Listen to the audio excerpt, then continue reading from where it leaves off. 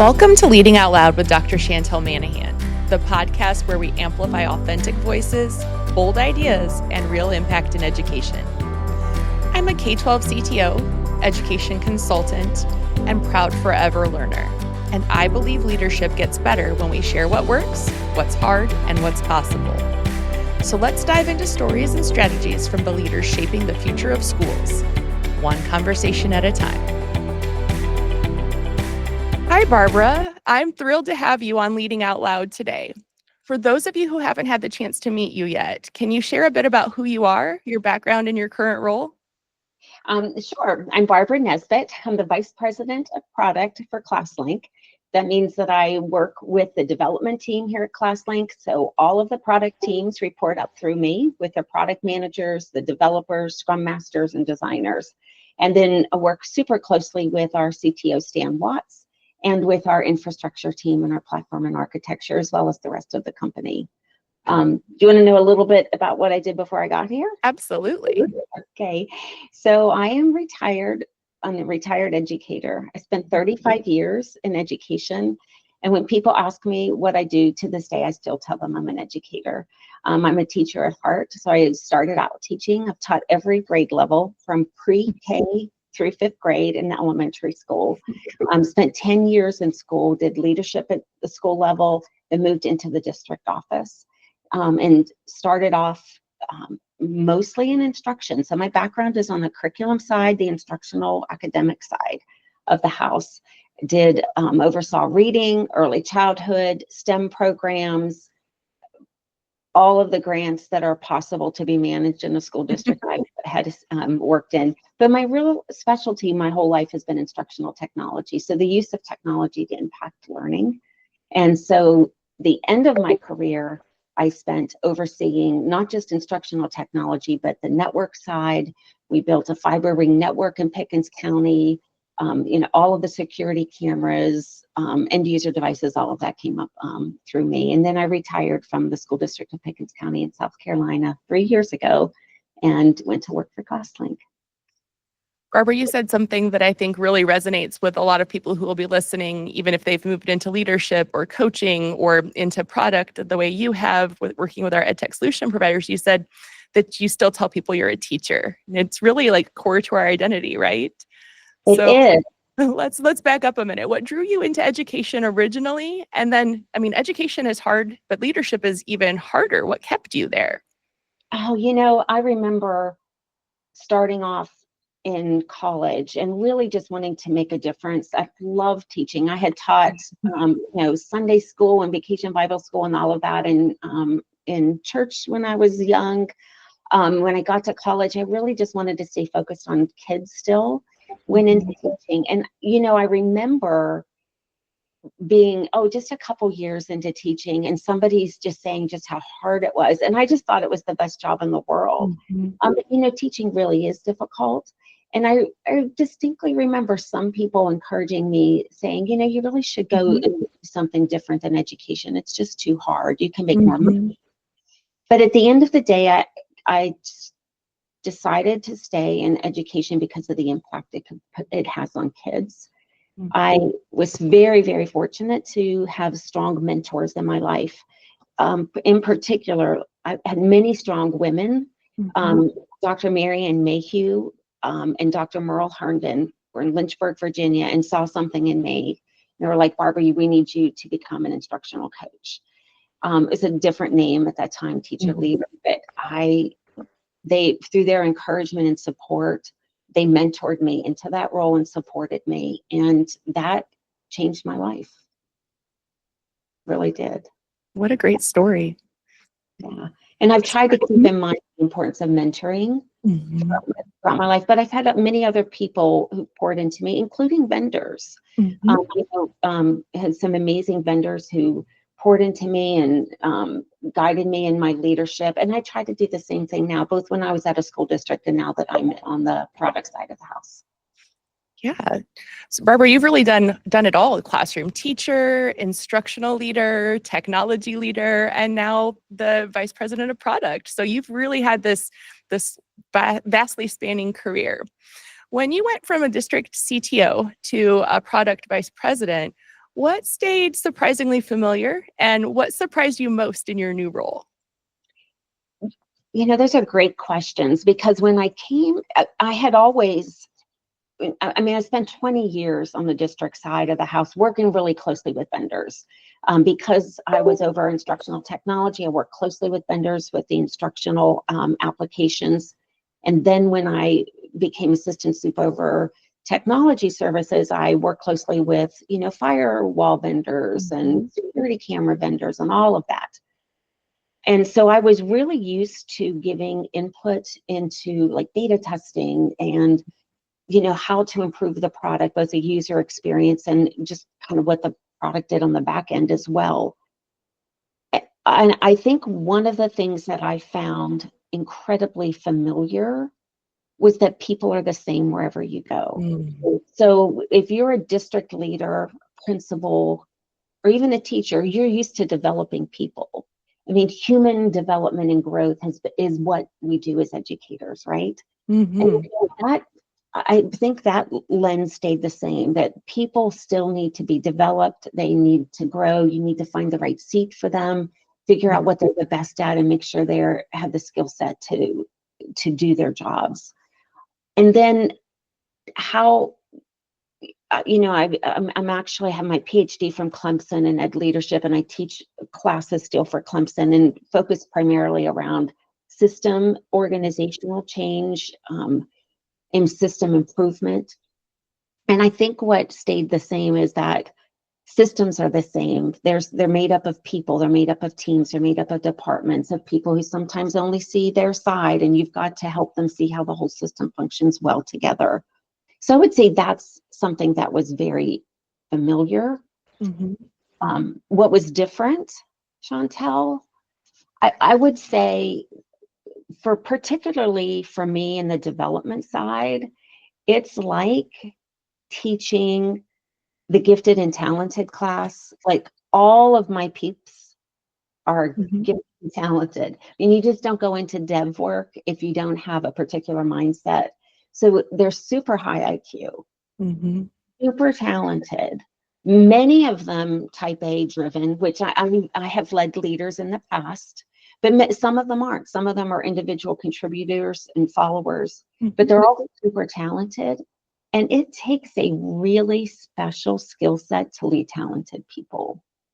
And that, and I led many talented people in the school district, but I would say they are developers and people who are in product are uniquely talented, very nerdy, but I love them. And so I'd say that's a little bit different here at ClassLink, but I really enjoy that aspect of the job. Sure. That sounds very much on brand. I mean, I've met some of the developers that work for ClassLink, and they are all like so talented, so gifted. Were there any particular moments in that transition when you realized, wow, this side of the table works differently? Or on the other hand, what was like, oh, this is exactly the same? So any of those aha moments? I'd say the things that work differently, I mean, just being brutally honest, is in a school district, because we're accustomed to working with students, and the students that we serve regardless, right? Regardless of disability, regardless of attitude, regardless of effort. I would say that in many ways that same grace gets extended to the HR side of things in a school district. And that's not always best for kids, because sometimes we tolerate things that maybe we shouldn't. I would say a big difference working on the business side is that there's a hyper focus on performance and delivering. And if you've got to be willing to have incredibly difficult and candid conversations with people, and sometimes really coach them to other careers or other companies where they may be a better fit. And learning, I thought I was pretty good at having hard conversations, but I think that skill set has developed a little bit better here at ClassLink, just because it's the nature of working in a business world where you really have to deliver. So that was different. So. Yeah, that makes a lot of sense. I mean, I think about the school districts that I've worked in, two different ones, and you're right, we do tolerate behaviors, we do extended improvement plans. We really try, we dig deep to keep our people here and to make them better. And I can see how, on the business side, yeah, I'm sure we want to develop people and give them a chance, and there might be improvement plans, but there's not that, contract situation or the contract negotiations. That makes a lot of sense. Yes, I'd say the HR side has been uniquely different. And the willingness of people to speak frankly and candidly without getting feelings hurt has been actually very refreshing. Sometimes I think in a school district setting, we tend to be a little fearful of what people will think or feel. And there really isn't that. It's like, this is what we need to do to make the product better. But I will say that the feedback is very focused on the task, and it's not like destructive toward people. So I wish I could take what I know now about that process back to when I was coaching in a school district. And that would be one thing I would take, the mindset shift I would take back to a school district is, how can we help teachers see, like, how can we focus on the task of getting kids learning as opposed to just, making it feel like it's threatening the teacher if their kids aren't doing well.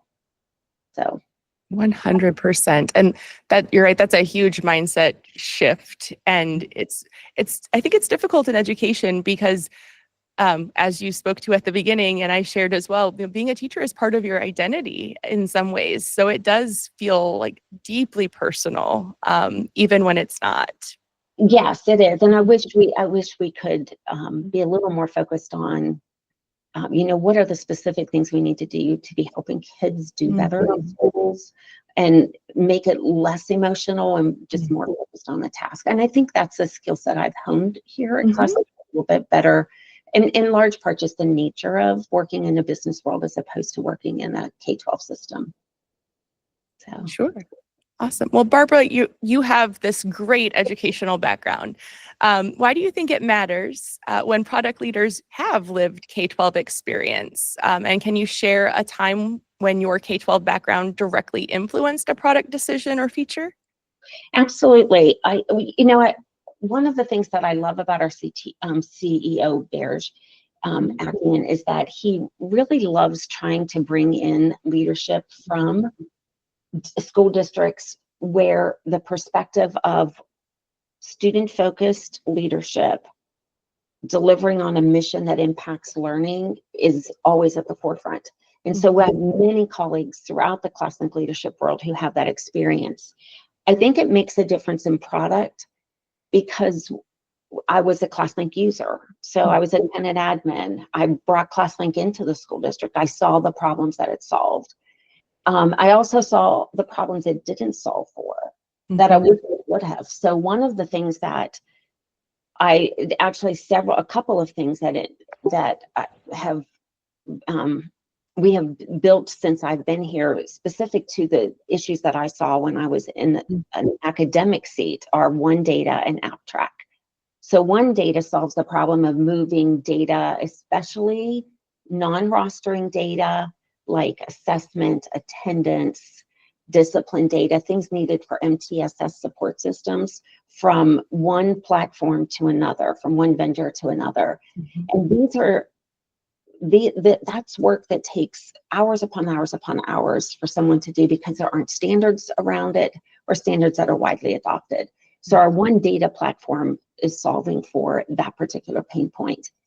Another one is AppTrack. So as Chantell, as you know, teachers go to conferences. ISTE's next week. So any teachers that are going out to ISTE, or they go to their local state conferences this summer, regional conferences, are going to come back with a list of apps that they want you to approve. And it's a real pain getting, it's a pain for teachers too, right? Absolutely. How do I get this app approved? I think this is wonderful. I need someone to approve it. I need it to be looked at for security. Does it do the ClassLink magic for single sign-on and rostering?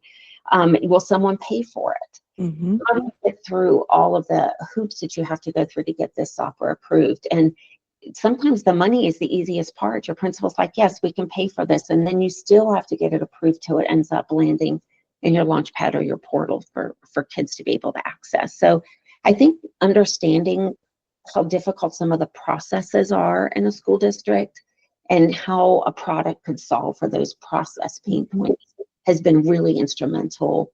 And I think that's one way that K-12 experience helps in the product sector. Spot on. You definitely are speaking to pain points that I've experienced as a teacher and as a technology administrator. And you're right, those things definitely are that ClassLink has built, the app track and the One Data. I've been in the One Data beta testing group, and it does solve a huge issue that school districts have that maybe if you're just on the product side, you wouldn't understand, at least not exactly. So you work with product teams, and a lot of them don't have any K-12 or classroom experience, education experience. What do you think that you can do, or we can do as the technology leaders and the teachers, the educators? How can we bridge that gap? That's a great question. I can tell you how I've approached it, and I can give suggestions for how K-12 leaders should talk to vendors to approach this issue.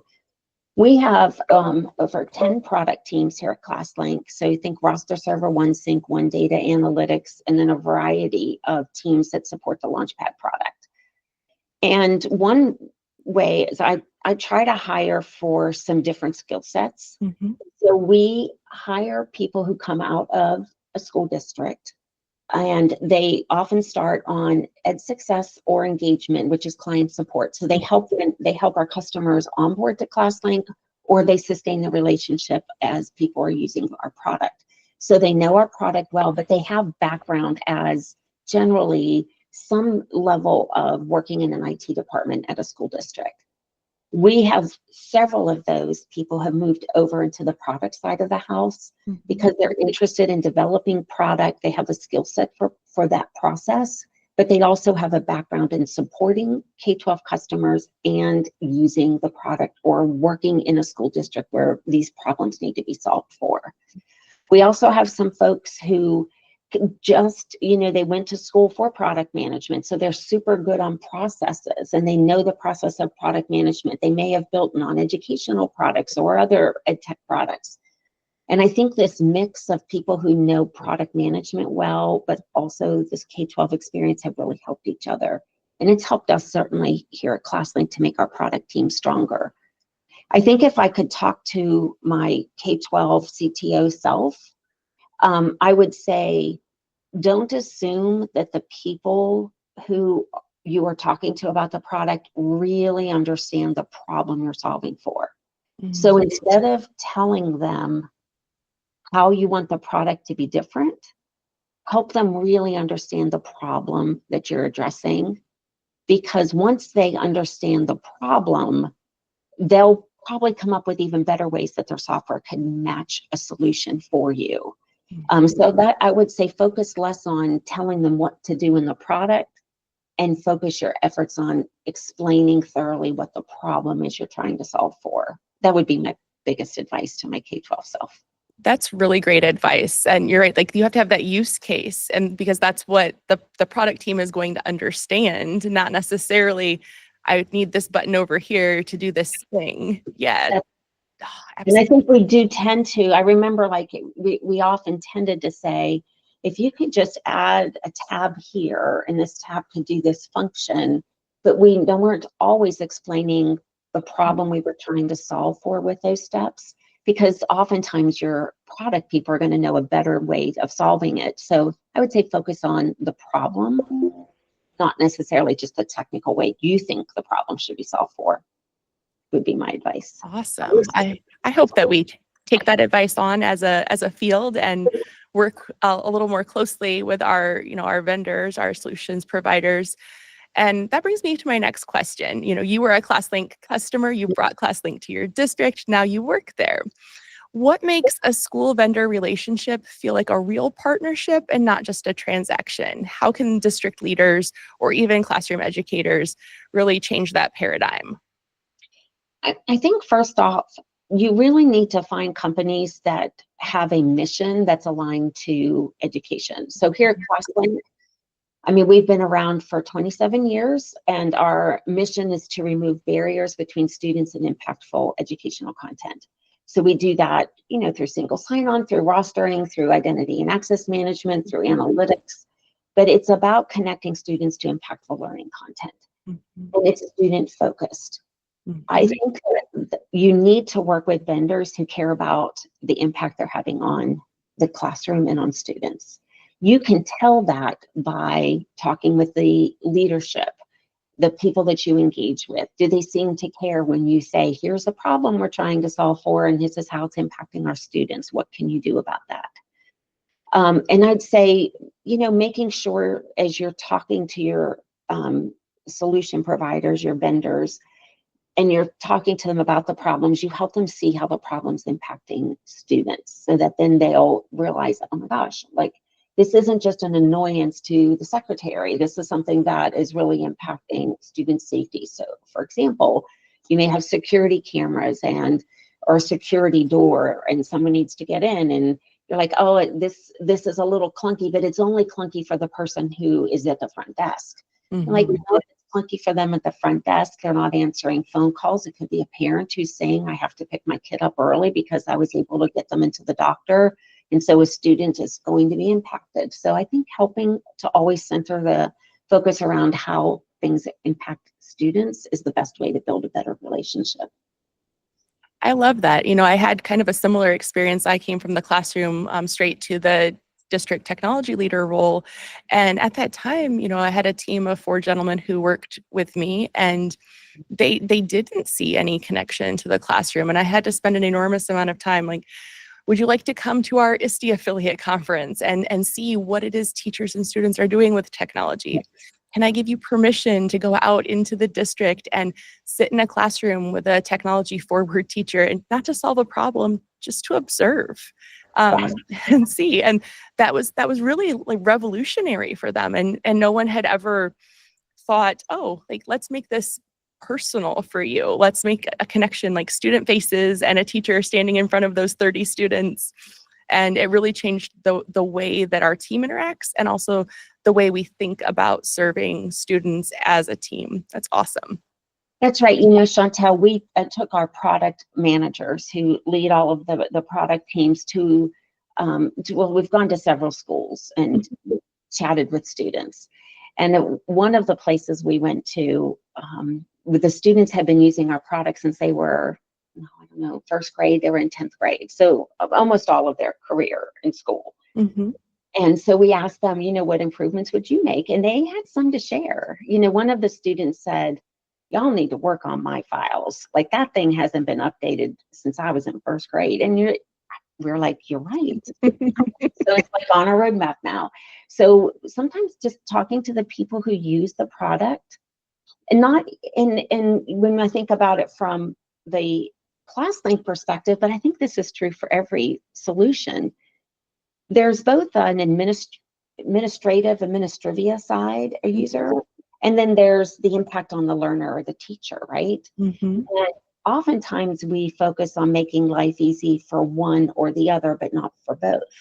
And I think it takes listening to all of the voices of the people who use our product to make it better. But certainly we should take time as vendors, and K-12 leaders should enable that to happen, so that we can really talk to kids like, how is this product working for you? And listen to see what the students have to say, because our experience at ClassLink doing this is that the kids have some pretty good ideas.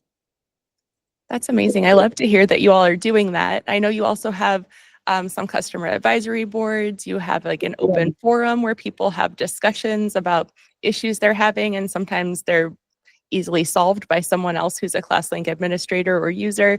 And sometimes they probably do make their way up to product development at some point or another. Do you have any other ideas for educators or district school leaders, how they can stay in that conversation with their partners and keep that lens on how students, teachers, even families or support staff interact with products? I would say just keeping the focus on the student. And I know I've said that, but I'll give you an example. So we've talked about the app track product, just new, coming out this summer. And it allows for the tenant admin for ClassLink to say, these are the people who get to request an app.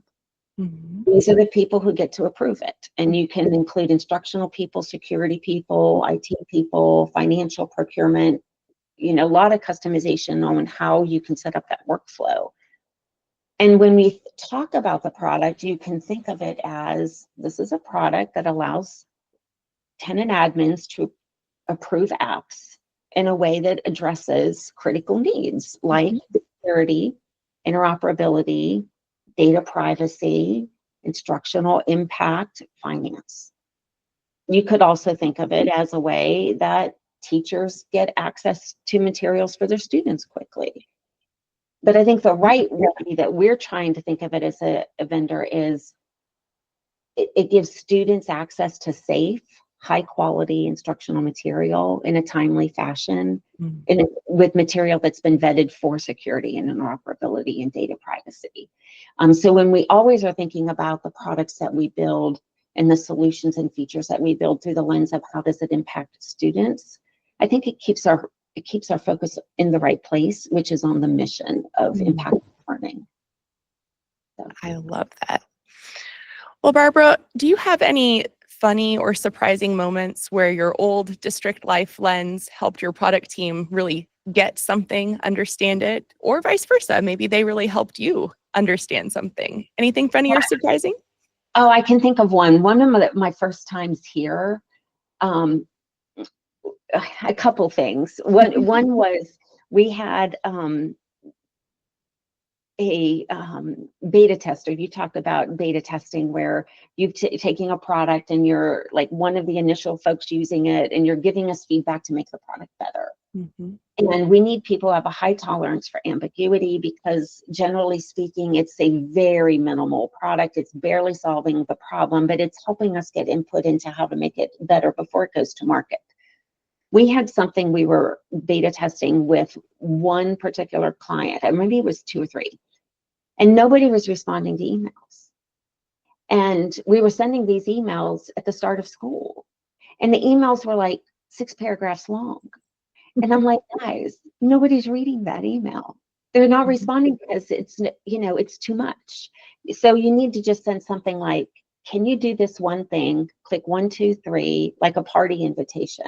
And probably next year when we do this beta testing, don't do it at the start of school. Do it like toward the end of school when people are still in school, when testing is going on as a better time, or right before then when the IT department's not doing too much new because of that. But try to pick a time when it's a little bit easier. But to think that IT people are reading emails at the start of school is not happening. It's not. It's definitely not. You and I can know that from direct experience. Like your hair is on fire those first, the 2 weeks leading up to school starting and then the first few weeks of school. It is a wild ride. Buckle up. Yeah. And I also think another example is we talked about, and I do believe we should make our product right for students. I also think we should make magic for the people who administer the platforms, people like you, people who are so super busy. And I remember when I first came up, Bears asked me to help with our partner portal product. And that's the product that all of the vendors use. So we've got thousands and thousands of vendors in our partner portal. They help create the connections that you see eventually in the global app library and in roster server connections, they set that up. And we had a new product manager and she was saying, how does an app land on the Launchpad page for students to use? And we went through and we looked at all of the different ways. And to be honest, it was a bit clunky. And I said, we make magic for kids. We need to make a little bit of magic for our administrators of the product. And so we tried to do some things that were like, let's not assume that we know everything because we know this one aspect of our product. Let's try to think of how this whole product works together for the people who administer it and make it some magic for them as well. So those would be the answers. I love that. And I do think, as a user, as an administrator of ClassLink, I think that, there is some magic happening for me. And even if it's just like, it even says, I think like, in OneSync, there's like a magic actions or something is one of the events and actions, but it's like magic is happening and there's a little magic wand that makes me so happy when I make one of those things happen. Love it. I love it. Yeah. So let's do a quick round to wrap it up with some fast takes and then some lifelong takeaways. What's one K-12 myth product leaders often believe? I'd say that it's one person in charge of everything but technology, because it generally isn't. And they don't always talk to each other. So the person who manages rostering may not be the person who manages the analytics platform. And your one contact, you may need to like know who all those people are. So that would be a myth. And you don't always have time to talk to each other in a K-12 school district. So that would be a myth. You got to know the whole family in some instances, right? What's not negotiable when partnering with school districts? You have to listen to them. You must listen and listen. If they're not clearly telling you what the problem is, try to listen for the problem they're trying to solve for, is what I try to train my product managers to do. And I'd say they're pretty good at. Awesome. In one word, this is difficult. In one word, what makes edtech effective, in your opinion? Impact. Doesn't impact the students, it's not worth it. I love that. So you kind of already touched on this, but is there a specific piece of advice, like taking into account all of the experiences that you've had? What one piece of advice would you give your district CTO self now that you've walked the product path for a few years? I think that it takes time to change product. And I feel like the one thing I excel at is the VP of product at ClassLink is disappointing people. You just never can deliver every request, every rainbow request, every little feature button, or even the big stuff. So I would think just trying to understand it really does take time to change product. So continuing to ask for the things that you need, emphasizing the problems that they solve for would be the advice I would give. I love that. What would you say to current ed tech leaders who've never worked in schools, work with our solutions partners? What mindset shift should they consider in their work? One of the things, like Hall and Horde have written a book on change. It had done quite an extensive research on organizational change, particularly around technology adoption. And they have this concept of an implementation bridge. But one of the factors that's considered there that helps teachers kind of walk across that implementation bridge is stages of concern. And I think that for solution providers to understand that until teachers have a particular problem they need to solve for, that your product is helping them solve for, they're not going to use it. And so it takes time. So don't be discouraged. It can take 3 to 5 years for a full rollout to be fully implemented of a new software. You know that, Chantell. It's not a once and done PD. So plan your PD, plan your implementation strategy to span multiple years, and be in it for the long haul to help the K-12 CTOs and academic leaders really implement your product with fidelity. I love that. It's not transactional. It really does take time and effort to really get a solution to stick, to become a part of the fabric of your school district or even just a school building. Something else that comes to mind for me, I'm a ClassLink customer now, but I didn't just hear about ClassLink and jump right on it, right? I thought, oh, that's a great solution. Well, we're doing these things right now. Let's see, why would I want to make the jump? Let's see if we can budget for, there are all these factors that I had to consider.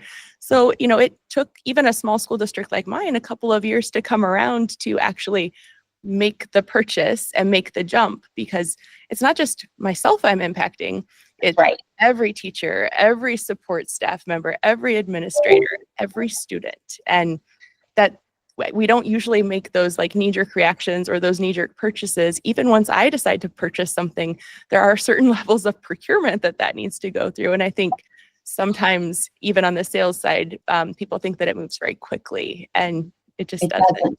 And that's why you asked one of the biggest aha moments. And I think it's just change management is the same. And information. And I do believe that my experience in K-12 with change management and really successful change management helped me greatly in coming to this role.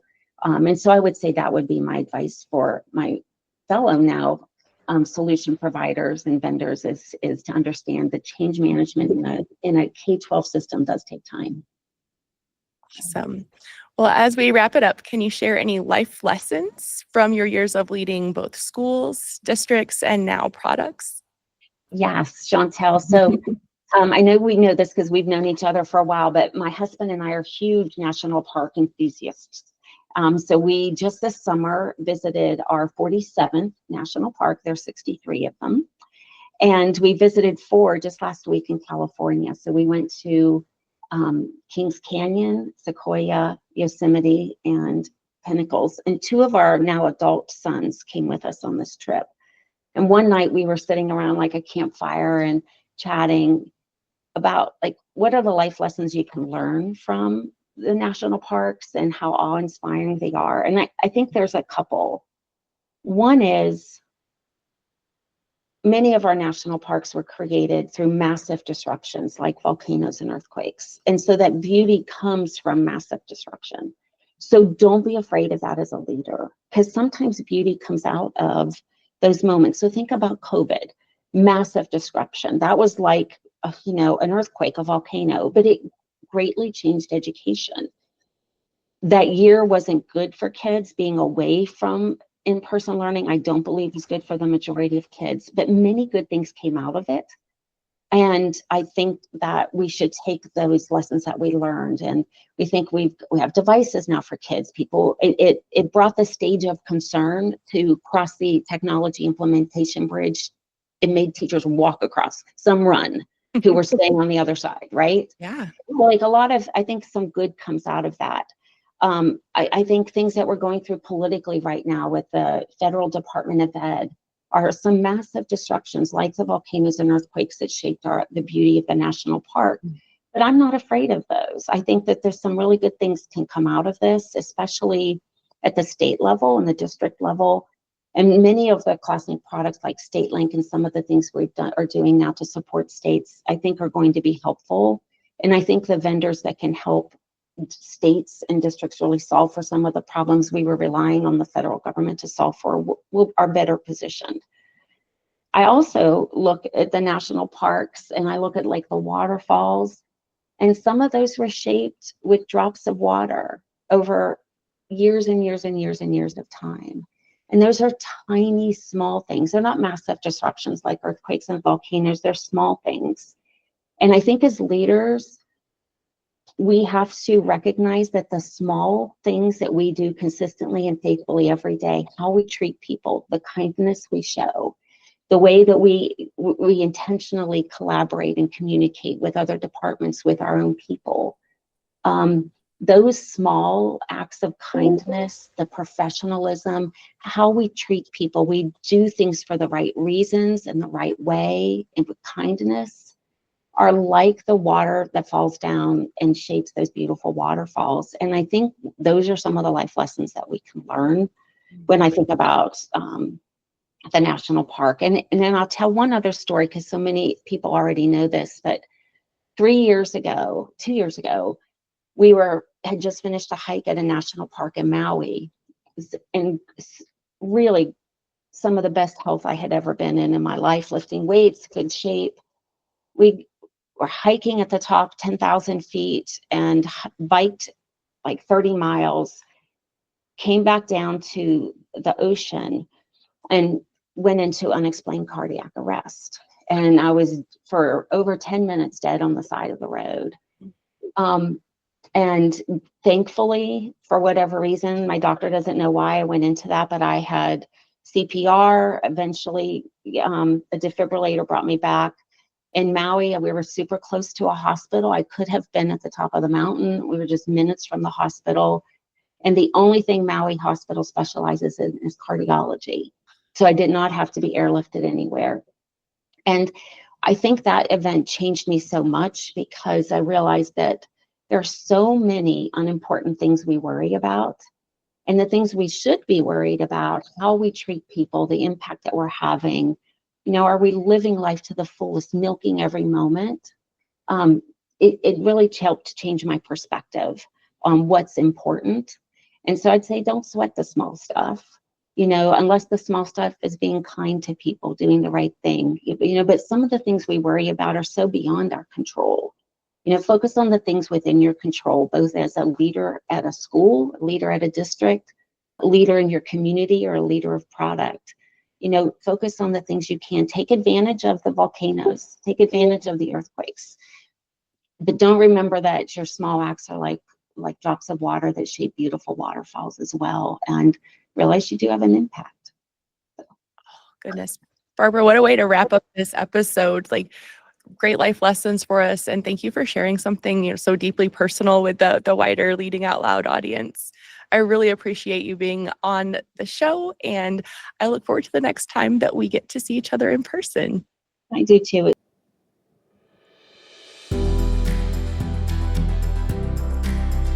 Thanks for joining me on Leading Out Loud. If today's conversation sparked an idea, made you smile, or reminded you that your voice matters, I'd love it if you'd subscribe, share, or leave a quick review. And remember, your leadership deserves the mic, your story deserves the spotlight, and learning should always come with a little laughter. Catch you next time.